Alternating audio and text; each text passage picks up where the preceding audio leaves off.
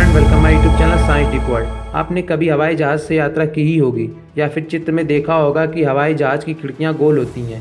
गोल खिड़कियों के पीछे विज्ञान छिपा है। क्या ये आप बात जानते थे? नहीं जानते हैं तो आइए हम आपको बताते हैं। दरअसल हवाई जहाज़ के शुरुआती दिनों में ऐसा नहीं था।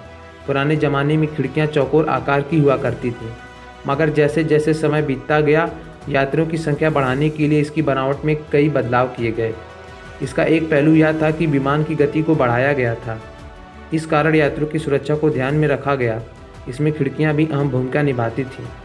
खिड़कियों के मुख्य बदलाव वर्ष 1950 के बाद आया, जब वैज्ञानिकों ने यह बात गंभीरता से ली कि विमान हादसे में खिड़कियां भी बनावट अहम भूमिका निभाती हैं। जैसे ही जेट लाइनर विमान की शुरुआत हुई, विमान यात्रा को एक नई तेज़ी प्राप्त हुई। मगर वर्ष 1950 में सिर्फ खिड़कियों के चौकोर आकार होने के कारण विमान के 2 हादसे हुए, जिनमें 50 लोगों की जान चली गई।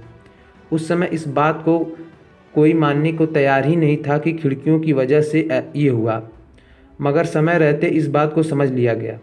चौकोर खिड़कियां ना रखने का मुख्य कारण है कि चौकोर में कोने सबसे अधिक कमज़ोर होते हैं, जो हवा के अधिक दबाव को झेल नहीं पाते हैं और टूट जाते हैं।